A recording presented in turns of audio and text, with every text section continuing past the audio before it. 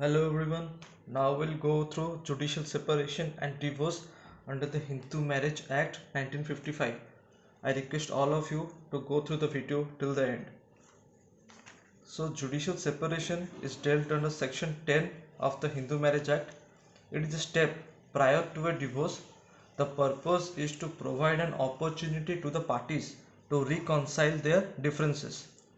So section 10 speaks about whether a marriage solemnized before or after the act, and either party to the marriage may present a petition praying for a decree of judicial separation. They pray on what grounds? Those grounds as mentioned in section 13 clause 1, and these grounds are available to both. So there are also some additional grounds available to the wife as given in section 13 clause 2. So now let's see what are the grounds.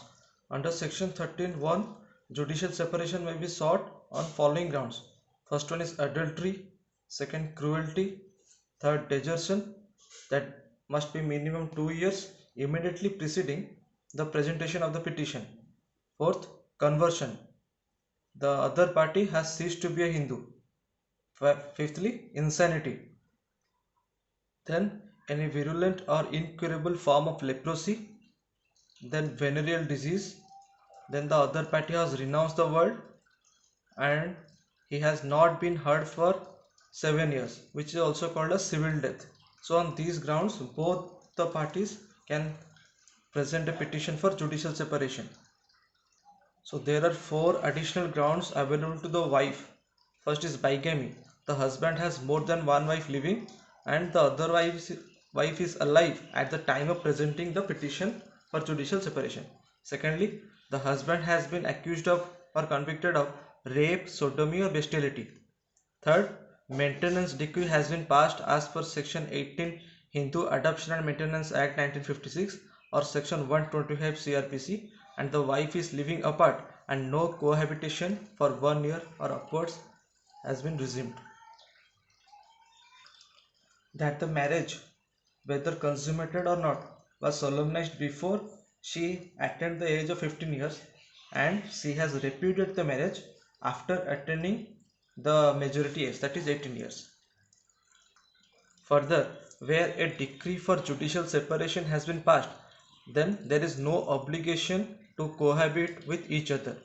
Section 10 does not provide any time as to how long the judicial separation can last, but according to section 13, if there is no resumption of cohabitation for 1 year or upwards after the judicial separation decree is passed, then the parties can get a divorce decree on this ground.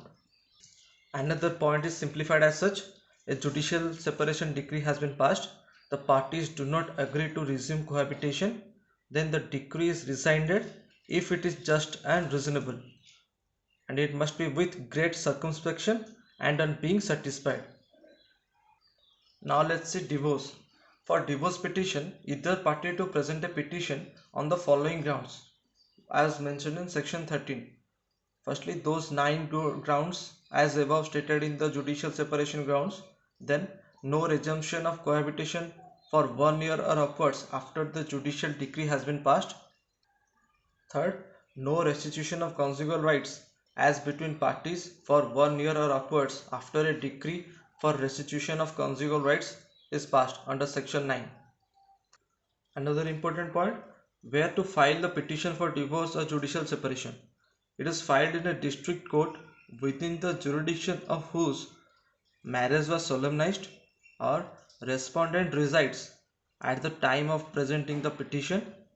Then parties to the marriage last resided together, or where the petitioner is residing in case respondent is outside the territory of India, and all the proceedings under this act shall be regulated by the Civil Procedure Code.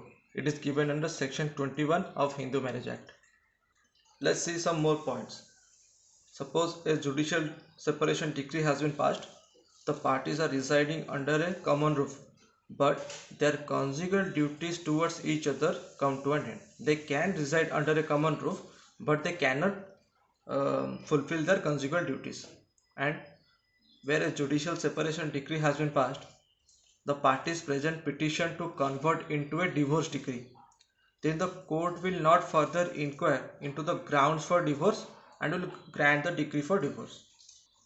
Suppose a judicial separation decree has been passed and husband tries to establish physical relation with wife forcefully, then he may be charged under section 376B of IPC, 2 years to 7 years imprisonment and fine.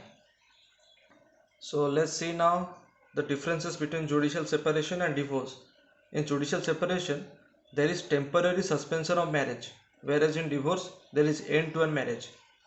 There is possibility of reconciliation in case of judicial separation, where there is no possibility of reconciliation in divorce. Under judicial separation, they cannot remarry after the decree has been passed, whereas in divorce decree, they can remarry each other. In judicial separation, a single instance of adultery is sufficient, whereas living in an adulterous relation is necessary to establish a petition for divorce decree. So there are 9 grounds as per section 13(1) for judicial separation, whereas there are 11 grounds for a divorce decree. So this is all about judicial separation and divorce. Hope you all will like it. Please like and subscribe. Thank you everyone.